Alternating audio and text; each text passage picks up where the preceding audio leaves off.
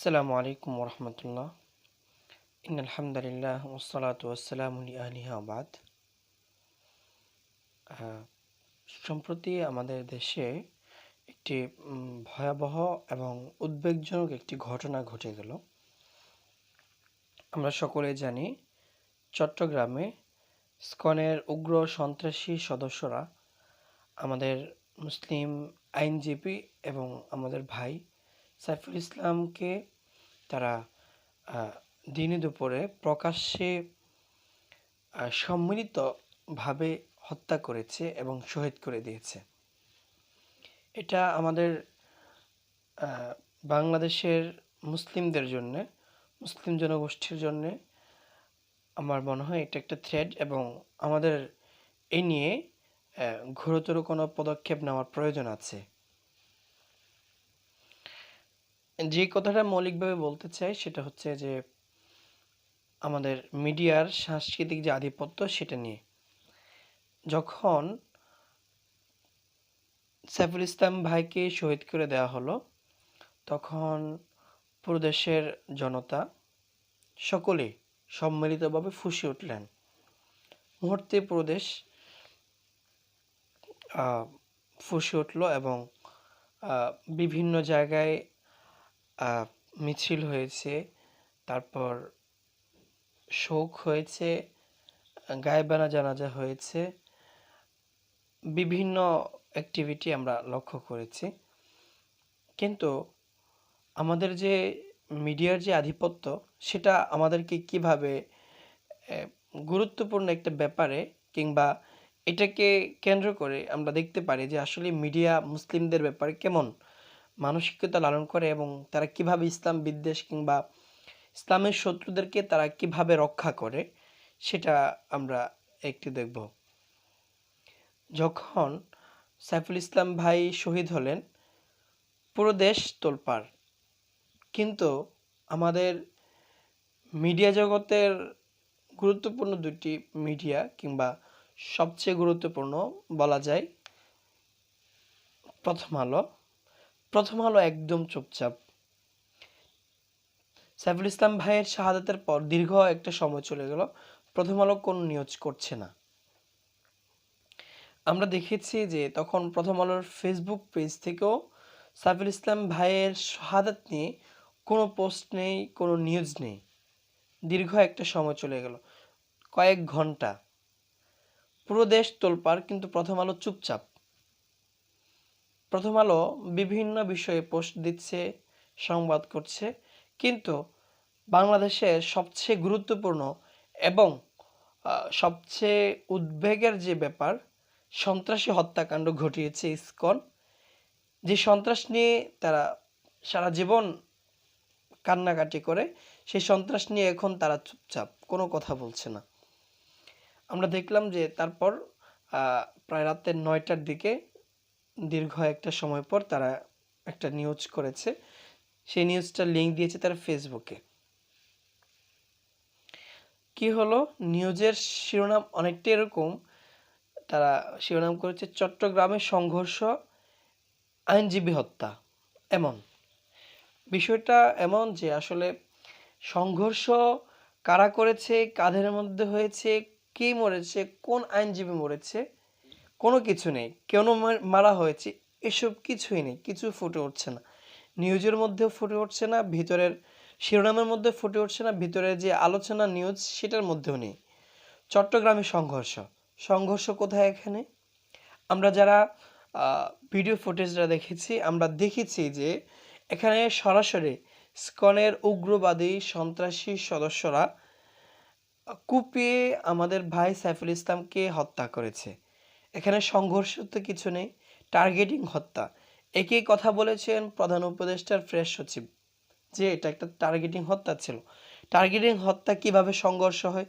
সংঘর্ষ তো দ্বিপাক্ষীয় লাগবে। এখানে তো সকলে একটা পক্ষ, সকলে মিলে একজনকে হত্যা করছে, এখানে তো সংঘর্ষ নেই। একটা ব্যাপার। দ্বিতীয় ব্যাপার হচ্ছে যে হত্যা করেছে কারা? হত্যা করেছে ইসকনের সদস্যরা, হিন্দুরা। এ কথা শিরোনামে ফুটে ওঠে? এ কথা নাই এখানে। অর্থাৎ হত্যাটা কি মুসলিমরা করেছে নাকি হিন্দুরা করেছে, নিহত কি মুসলিম হয়েছে না অন্য কেউ হয়েছে, এসব কোনো কথা এখানে নেই। সংঘর্ষ, সংঘর্ষর কথা আসলে তো বলা হবে যে এখানে সকলে মিলে দ্বিপাক্ষিক একটা সংঘর্ষ হয়েছে, অথচ হত্যার ব্যাপারটা আমরা দেখি সরাসরি সকলে মিলে একজনকে টার্গেটিং হত্যা করছে, এখানে কোনো সংঘর্ষ নেই। তারপর এখানে আসছে একজন আইনজীবী হত্যা।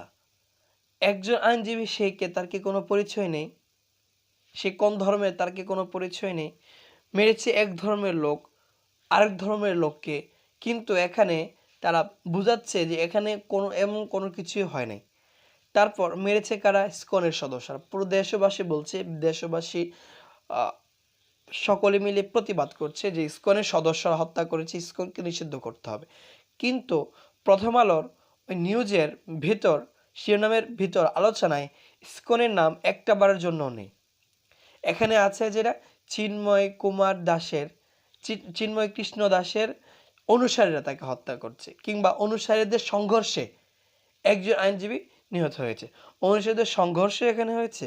তাছাড়া তাদের পরিচয়টা কি, তাদের পরিচয় কি এটা, তাদের পরিচয় তো তারা ইসকনের সদস্য, কিন্তু এই কথা বাসুরের নাম মুখে আনতে নেই, সেই হিসেবে তারা নেন নাই নাকি।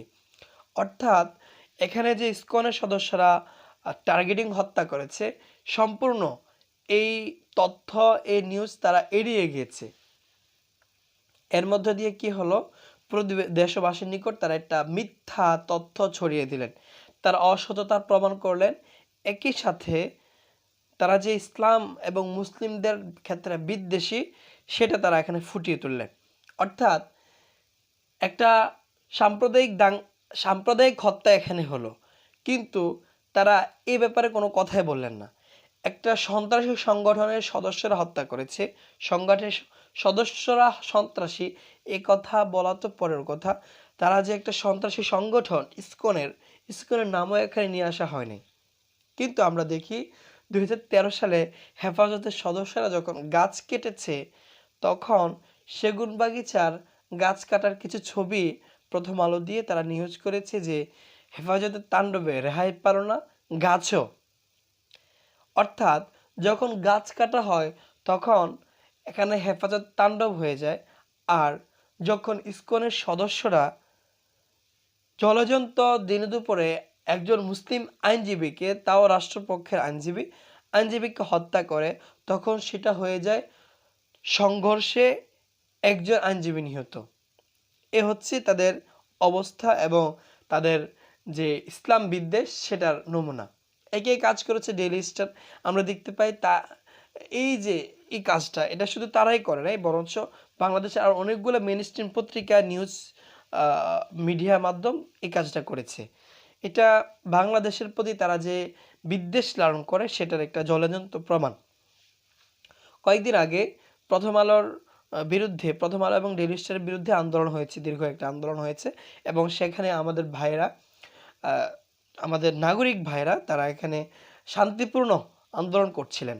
কিন্তু আমরা দেখলাম যে এই শান্তিপূর্ণ আন্দোলনকে তারা বিশৃঙ্খলা হিসেবে তারা এখানে উল্লেখ করছে, এবং এই আন্দোলনকারীদেরকে সম্বোধন করে অনেক সুশীল বুদ্ধিজীবী এবং আরও অনেকেই বলতে শুনলাম, তারা বলছে আসলে এটা ঠিক হচ্ছে না, এটা মিডিয়া এবং সংবাদ মাধ্যমের স্বাধীনতার বিপক্ষে যায়। কিন্তু যখন সংবাদ মাধ্যম বাংলাদেশের সার্বভৌমত্বের জন্য হুমকি স্বরূপ কোনো কিছু করে, তখন এই ক্ষেত্রে তারা চুপ থাকেন। প্রথম আলো যে বাংলাদেশের অধিকাংশ নাগরিকের এবং মুসলিম সমাজের জন্য হুমকি স্বরূপ বাংলাদেশের নাগরিকদের বিপক্ষে যায়, সেটা প্রথম আলো বিভিন্ন সময় তারা প্রমাণ করেছে।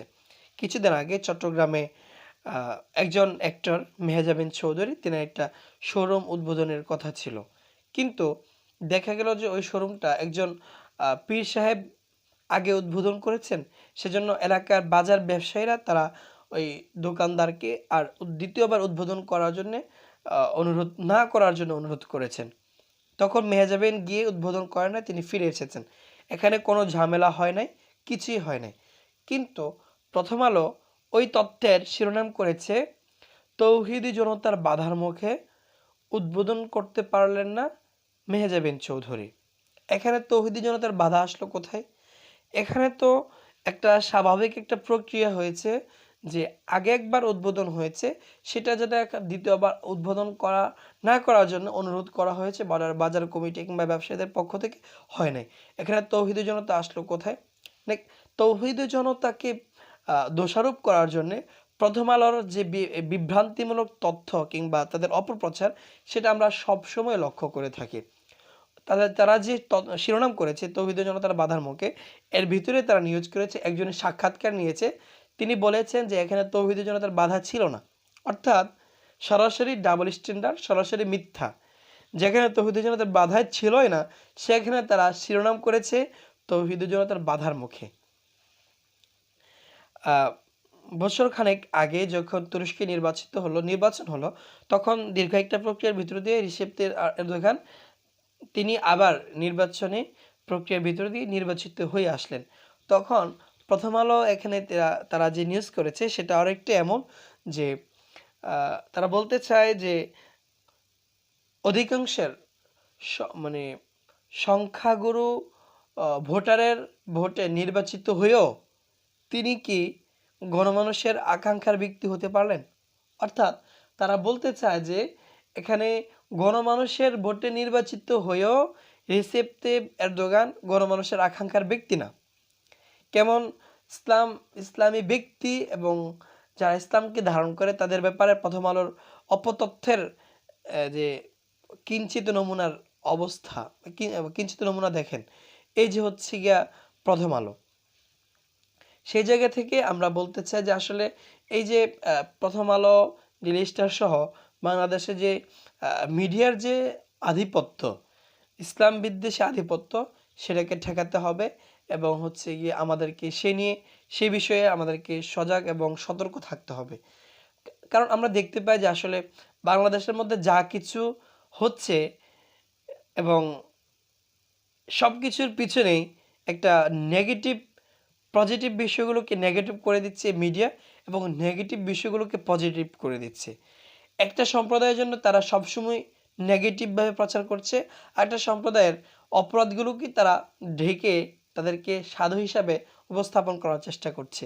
অর্থাৎ তারা বাংলাদেশের সংখ্যাগুরু জনগণ না, শুধু তারা বাংলাদেশের সার্বভৌমত্বের জন্য হুমকি স্বরূপ। এই বিষয়ে আমাদেরকে সজাগ দৃষ্টি রাখতে হবে।